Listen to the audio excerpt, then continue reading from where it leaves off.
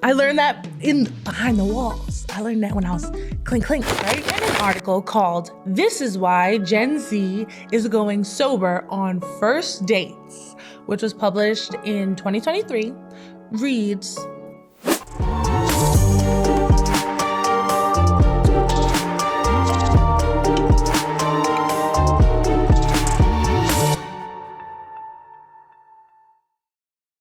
a survey from the dating app Hinge earlier this year found that 3 out of 4 of its users no longer prefer going out for drinks as a first date, with Gen Z more likely than millennials to prefer alcohol-free first dates. Nearly 1 in 3 Gen Z Hinge users said they have no drinks on an average date. It's no secret that teenagers and young adults across the developed world are drinking less than ever before. A 2019 global drug survey found Australia to be the drunkest country in the world. But the National Drug Strategy Household Survey that same year found the proportion of people in their 20s abstaining from alcohol had more than doubled in the 18 years between 2001 and 2019, from 9% to 22%. They asked, what's driving Gen Z's sobriety?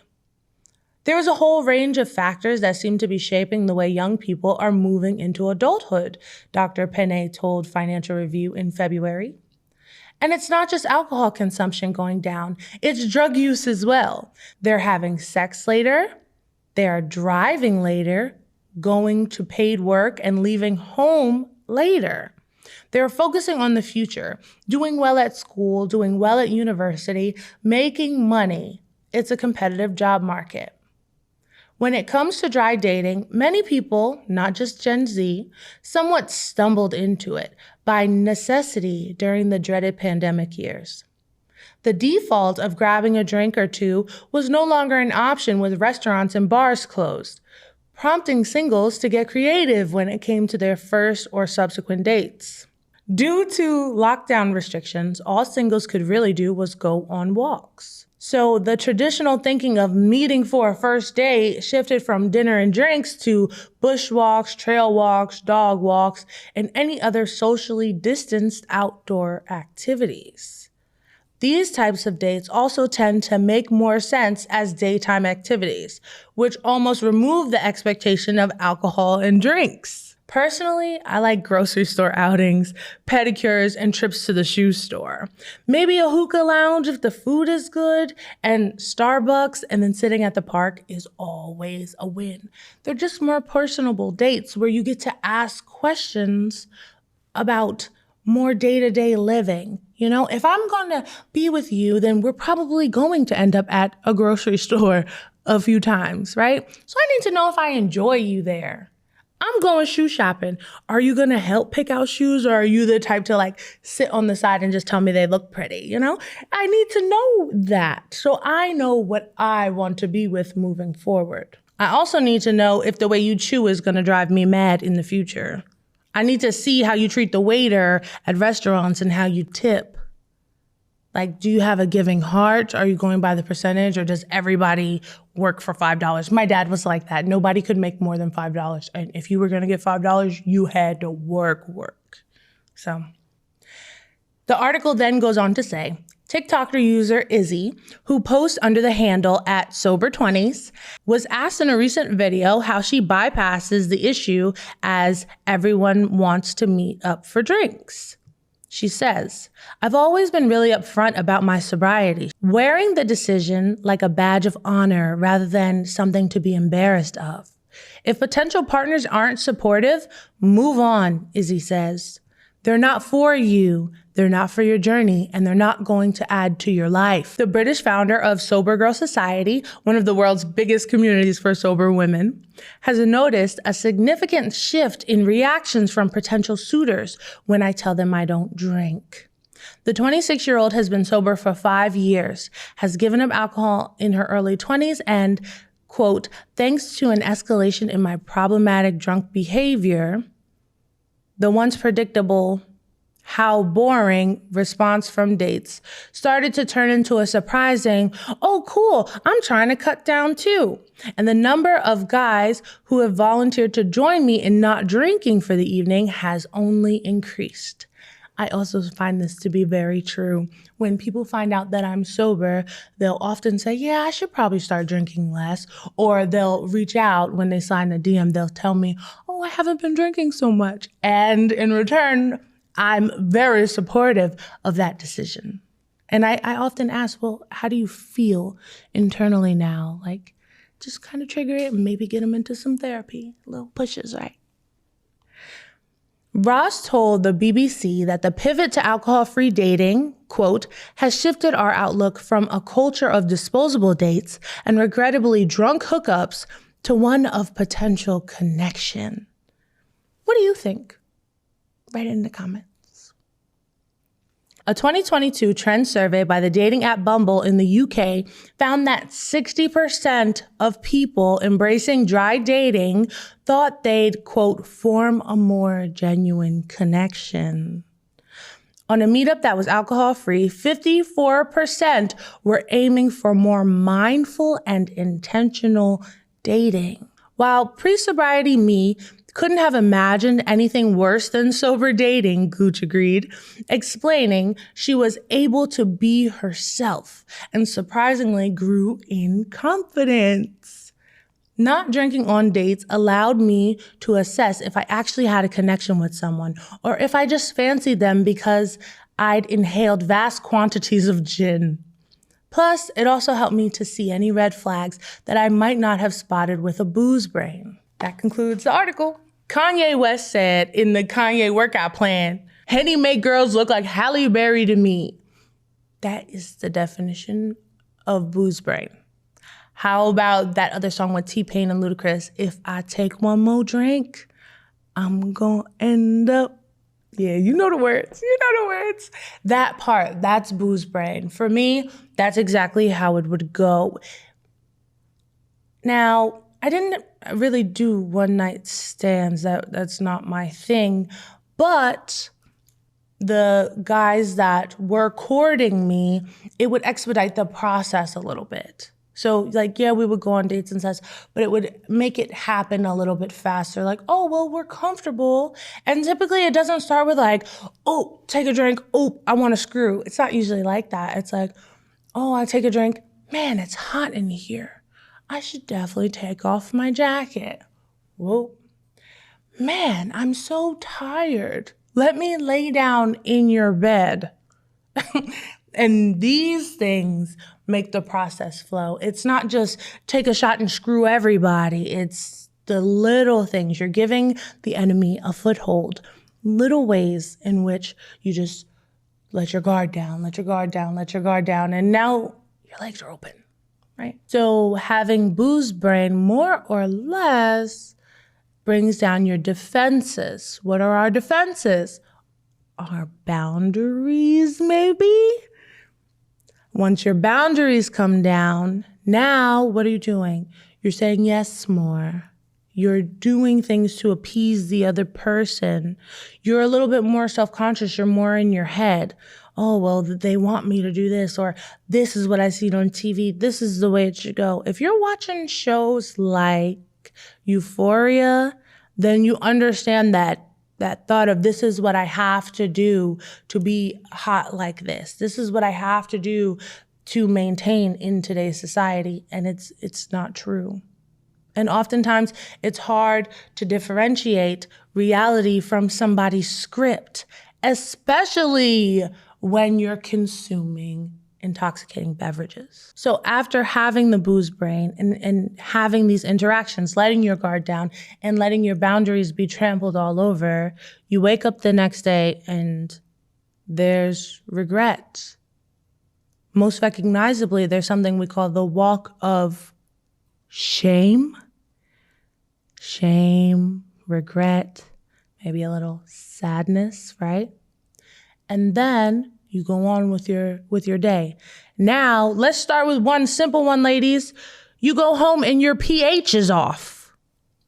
Let's talk about it, right? If we're going to do adult things, we're going to have adult conversations. You let someone inside of your body. Now you don't even smell like you no more. You don't feel like you. There was probably an energy exchange that you probably don't want to admit to. You might not even feel like you. Maybe some of your issues from the past are triggered. Now all this stuff comes up. Oh, he didn't call. He didn't call. You know what? You know who else didn't call? My dad. Yeah, right? Then you go forward. Now what do? Oh, well, I just need a drink. I just need a drink to clear my mind. I'm just going to go have fun. And what do? You get drunk again. You do more. And then just like I told you in season 1, what happens when you get drunk? You call that same person. And if that's their MO, they know what type of time you're on when you're on the phone. And most times, and I can say for myself, right? Tequila goes right there. So you're talking crazy on the phone. Oh, I'm going to do this, that, and the third. People pleasing. I'm going to do this, that, and the third to you. Just wait. Da, da, da. All of this. Now you're triggered. Now you go over there, you do it again. And the same thing continues to happen. Or worse, you pick somebody else. Oh, well, he didn't want me to come over. I'm just going to go back to my ex. Now you're at your ex's house.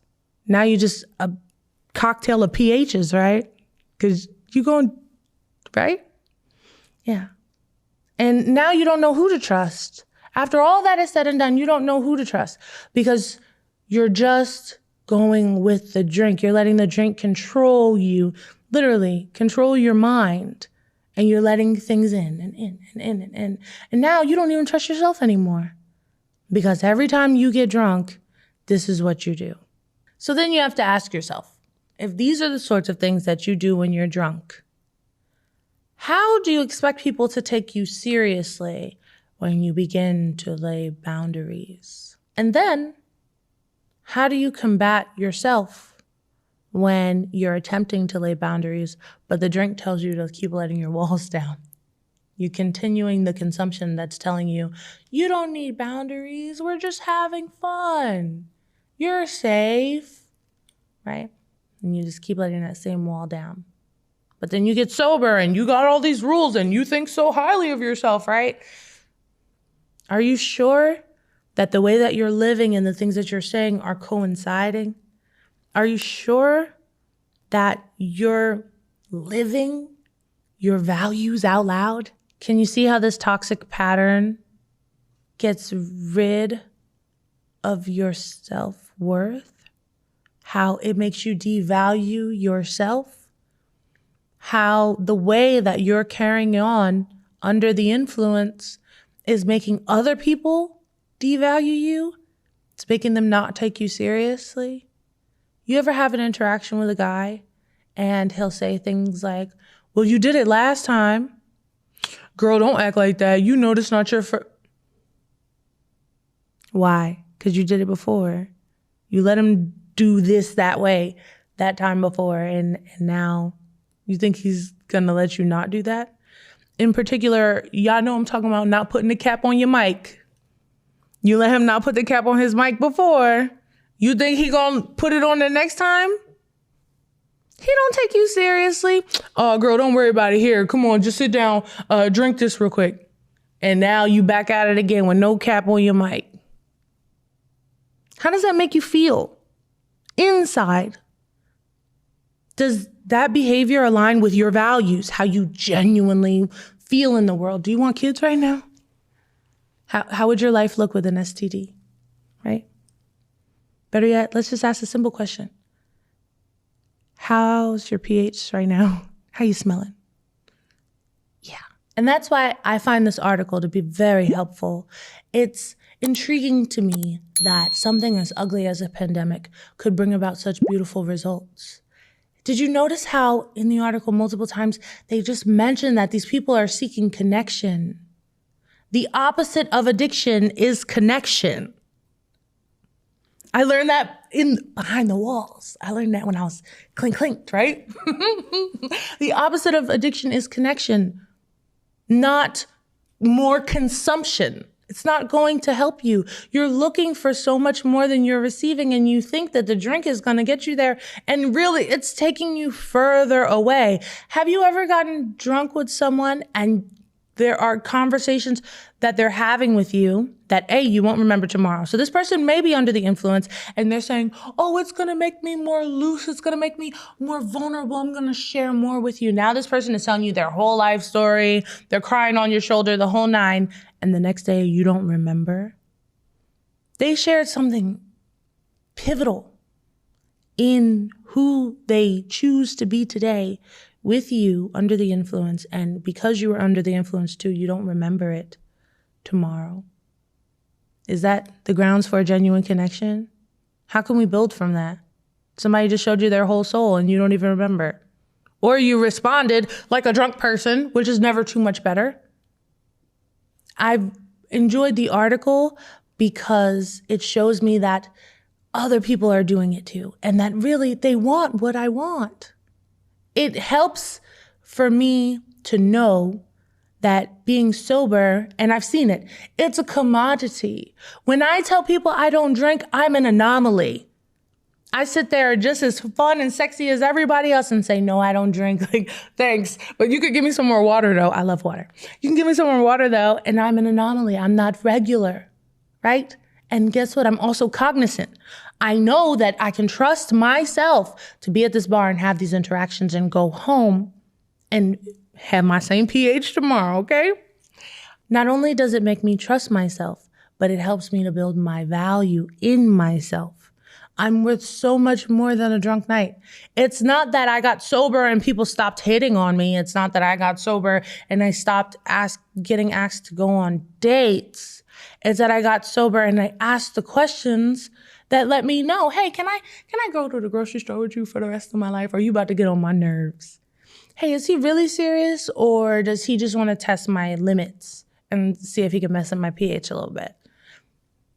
I'm cognizant. I have these questions and I'm listening with an open heart, a clear mind, and I'll know immediately. Don't get it confused, y'all. Your discernment is really all you need. If your discernment is on, you know. You ever deal with a guy? Do you have a body, right? Did you catch a body on a drunk night or on a night where you were under the influence of alcohol? And it's like a body where you never thought that you would sleep with that person. You never thought that he would be able to touch it, and you let him do it anyway. Do you have a body like that? Typically, those interactions are alcohol fueled. I got at least 2. Then I'm like, what? I let him touch it? And then I think about it and I trace my steps and I realize it's all a matter of consumption. Where does that come from? Low self-worth.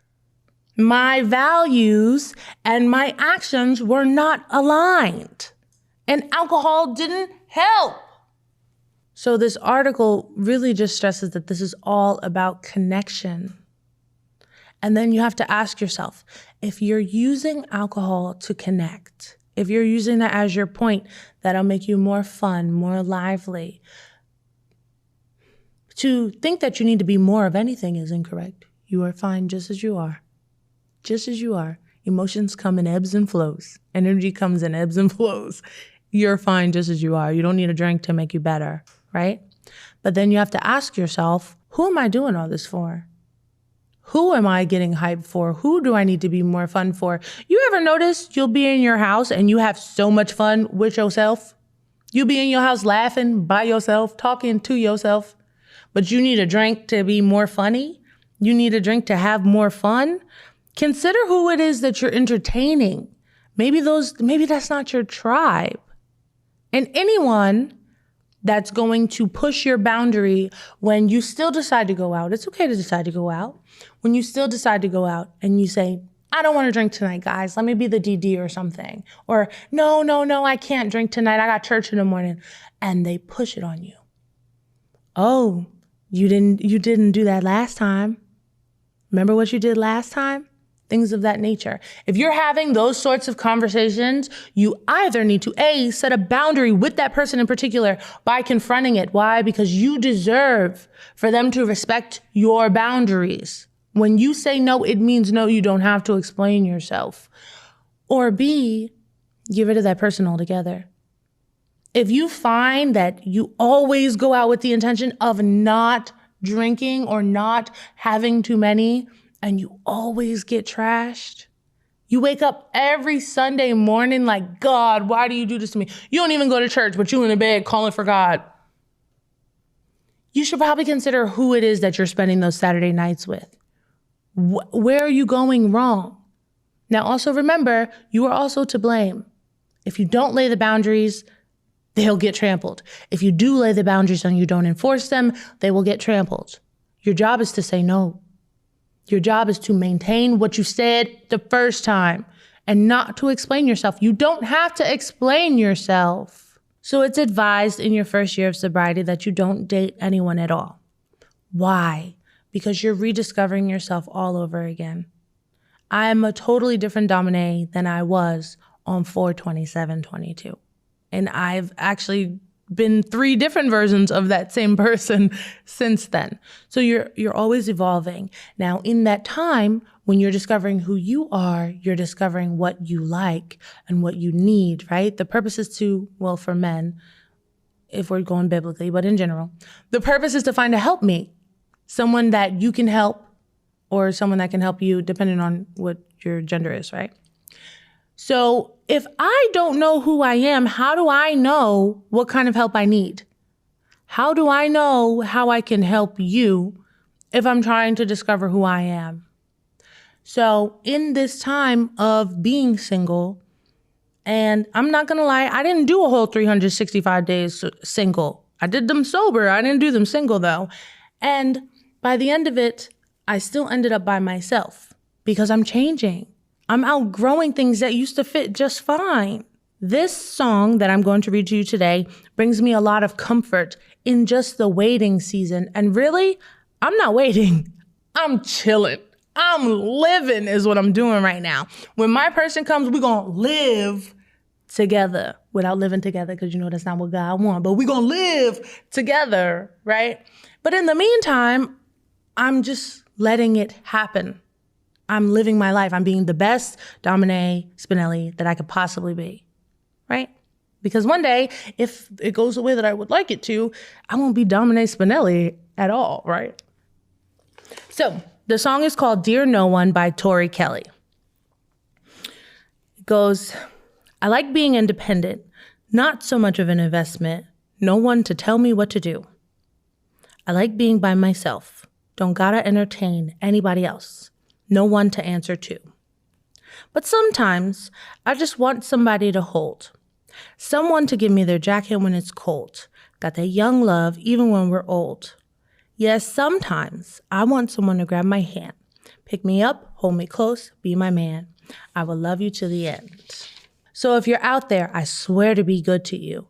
But I'm done looking for my future someone.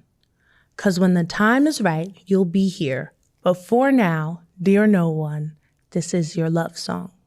I don't really like big crowds. I tend to shut people out. I like my space. But I'd love to have a soulmate, and God will give him to me someday. But I know it'll be worth the wait.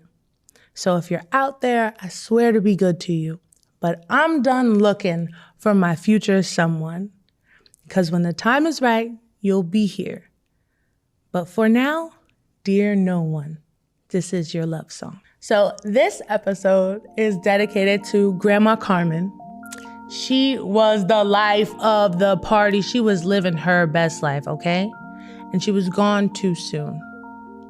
Grandma Carmen, I just want to thank you for always just being cheerful. It was always a pleasure to see her. She always gave such genuine love, real hugs. I wish that I wouldn't have worked in fear and that I would have just went to Costa Rica to be with her, okay? We were supposed to be in the hot tub, Grandma Carmen, but now we're gonna have to do it in heaven. We're gonna be in the hot tub in Costa Rica heaven, okay? I just wanna thank you for always loving me and always treating us well. She genuinely cared. And the moments that she spent are dearly missed. Because she definitely knew how to get people together and just spread the love. So I thank her, and these flowers today are dedicated to Grandma Carmen. Thank you. Got a sober dating story that tickles the funny bone or warms the heart? share it with the hashtag Sober Dating Adventures. I would love to read it and to interact with you about how much this dating pool is different these days, right? Yeah. If you like this video, please be sure to like, comment, and subscribe, and turn on your notification bell so that you know when I come back with more stories and nonsense, okay? Also, if you're listening on Apple Podcasts, please give us 5 stars. Eugene would like that very much. Till next time, I'll be here. See you later. Bye.